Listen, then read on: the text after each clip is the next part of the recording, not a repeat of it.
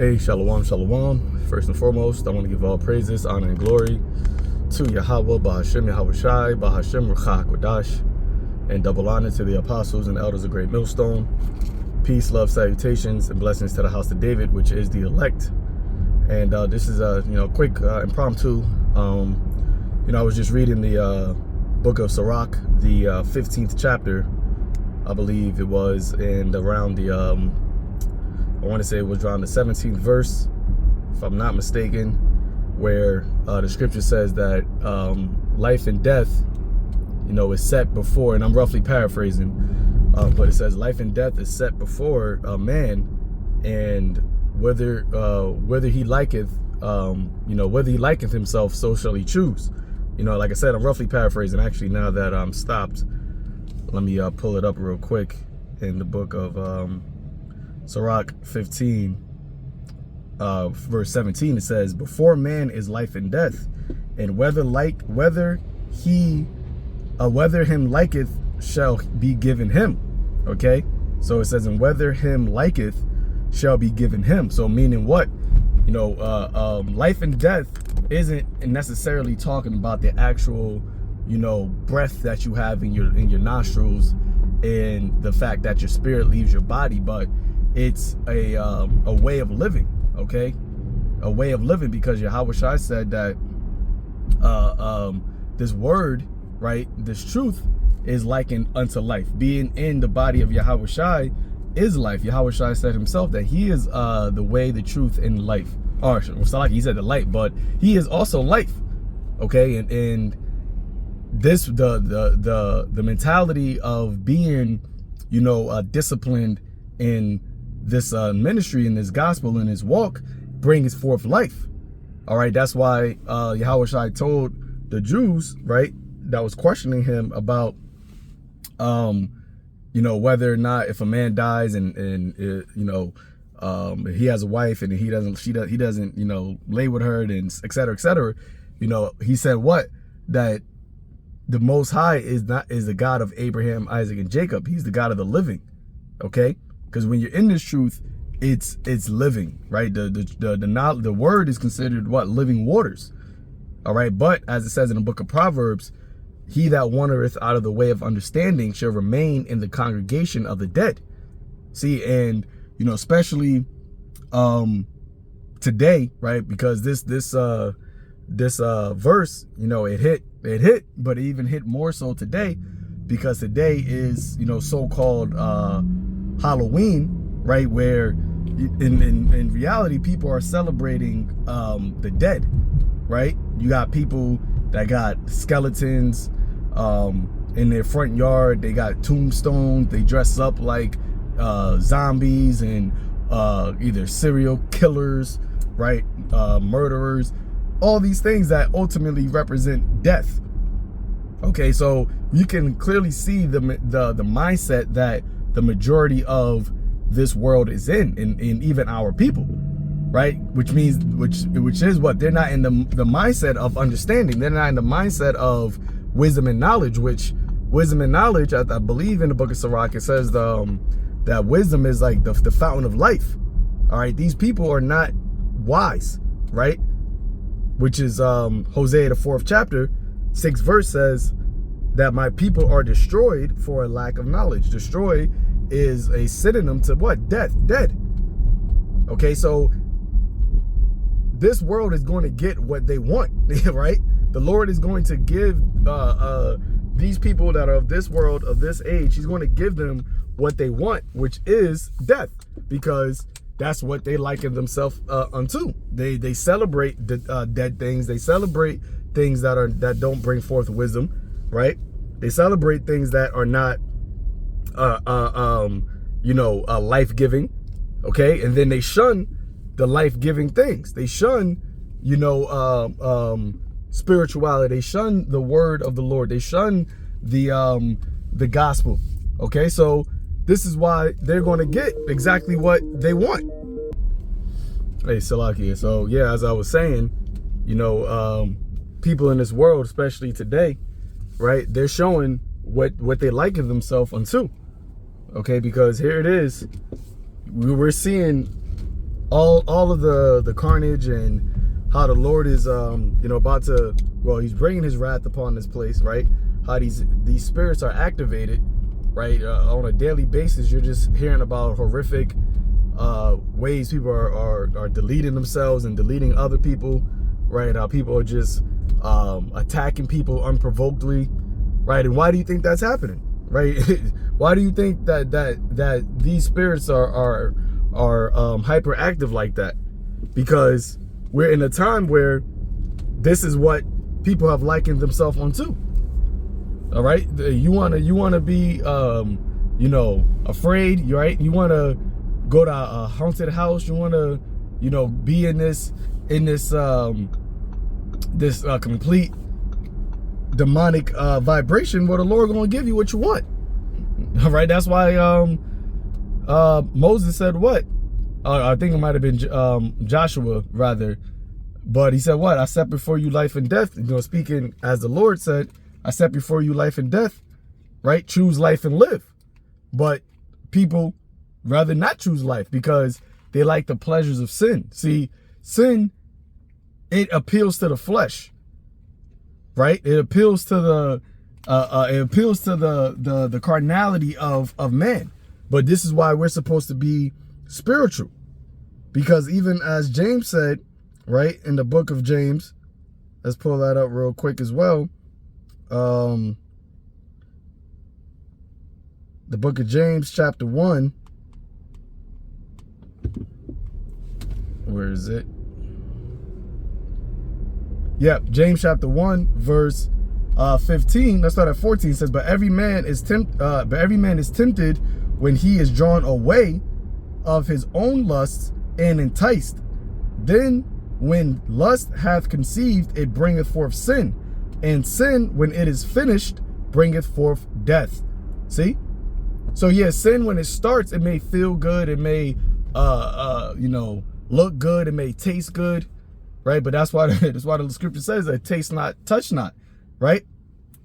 Going back to even the garden, where the Lord told Eve, which, although that was an actual scenario that took place, but it's also representative of the nation of Israel, because the Lord said he likened Israel unto a comely and delicate woman, right? But the Lord told Adam and Eve not to eat of the fruit of that tree of good and evil. Okay, but what did the devil, right? That serpent, what did he tempt her with? Telling her that, oh, it's good for you, you won't surely die. And then when she tasted of that knowledge, right, of that left-handed wickedness, philosophies and ideologies, she said what? It was good for the eyes, right? It's good to taste. It was pleasant to the eyes. But what ended up being the result of it? Death.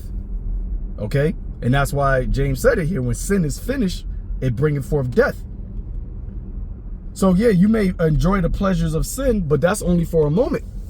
You still got to deal with the results, okay? And that's what people don't realize, man. People don't realize that you're going to have to deal with the result. The scripture says the Most High is not mocked. That so whatever a man soweth, that also shall he reap. Okay, if you sow unto the flesh, you're going to reap corruption. And this is what this day is really all about. And even when you got people that say, oh, I just do it for my children, X, Y, and Z. Well, what are you doing? You're sacrificing your child to basically, death, man. And in this society, we brothers that got children that may have baby mothers that are not, in the truth, we got to suffer that, man. We got to deal with that. And we just got to pray and hope that the Lord, has mercy on the child and doesn't count that sin upon a child, but really puts it twofold on the head of his mother, and I'm speaking personally. Okay, but regardless, okay, if we choose life, and this is why when we have that outlook, when we look toward the future, we could be joyous, man, because we see that immortality, life is set before us, man. What the Lord is coming with is abundant life, right? He said, what, the thief cometh not but to steal, kill, and destroy. Yeah, he's not going to come, he's about to come like that. But for the most part, the devil, the deceiver, doesn't come and hands you death, right? He's not going to say, here, this is death, take it. That's not what he did to Eve. He gave her a whole different, you know, not understanding, but he gave her he played her, basically. He played her, right? And she got enticed, she got deceived. He told her, like, oh, no, you're going to be augmented. You're going to upgrade your life. But in all actuality, she got death, man. So that's why in Jeremiah it says what? Those are such for the death and to the death, because that's what they want. And the proof is in their actions. The proof is in how they conduct themselves, right? What they desire in life, how they, you know, maneuver. You see, it's all there. So when the Lord gives you death, you can't say, well, why are you giving me death? You're like, well, this is what you asked for. This is what you wanted. Yeah, Salakia again. You know, I'm trying to run errands while doing this lesson. But, you know, like I was saying, as it says in Jeremiah, thus such as are for death unto the death. Okay? Such as are for the captivity to the captivity. All right, and even in Revelation, the 21st chapter, it says what? Let he that is filthy, let him be filthy still. So, you know, we're not going to be all try to bend over backwards to try to give somebody life, right? Which is, once again, this knowledge of Yahweh Ba'Shem Yahushai, when they clearly want death, right? When they clearly are more drawn and more, you know, desiring of death. Okay, why throw your pearls before swine, as Yahushua said, you know, because he would trample on them and then rend you. So yeah, the ones that are for death, the ones that liketh himself unto death, well, then that's what the Lord is going to give you. All right, and that's why the angel told Esdras to what? Don't focus on the ones, you know, be not concerned about the ones the wicked who is perishing, right? But be concerned about the righteous and how they will be saved, right? That's what we're concerned about. That's why we do these lessons. We don't do these lessons for the wicked, right? We do this for the elect's sake. We do these lessons, we edify the elect. Now, you may have some of the elect that are not awakened yet, but ultimately the point is to awake the elect. All right? Because the wicked, as it says in Daniel the 12th chapter, and I'm just, you know, quoting through the Spirit, that the wicked shall do wickedly and none of the wicked shall understand. So the way they're going to understand is after death by pain. They're going to understand in that torment. They're going to understand in the death that they're going to receive. In that second death, that's when they're going to understand, oh, I've been choosing death all this time, and this is what death really is. The Lord going to show them what death really is. Okay, because this devil, in his age, in his kingdom, in his deception, he showed them death in a upside down, in a confused, basically he showed them death through a lie. All right, he showed them death through the flesh, or not through the flesh, but through a lie, you know, for lack of a better word, through deceiving them. The Lord gonna show them death in its fullness and what it really means, and it ultimately is what? Departing from the ways of Yahweh Ba'Shem Yahushai, not choosing his ways, not abiding in his mercy and his grace. All right, and yeah, that takes discipline. That takes denying yourself, and really you're denying your flesh, which your flesh is death anyway. A carnal mind is death. So us denying ourselves is not as if we're denying something that's going to last forever. We're denying the temporary state of ourselves. We're denying the part of ourselves that lusts after the things that lead to death. And for that, there's a reward for that, which is what? Everlasting life, man. You see, so, you know, like I said, especially on today, you know, this was something that through the Spirit, you know, it hit me, and I just want to bring it out there because, hey, life and death is before us all, man. And we can clearly see that, you know, the Lord blessed us with the eyes to choose life.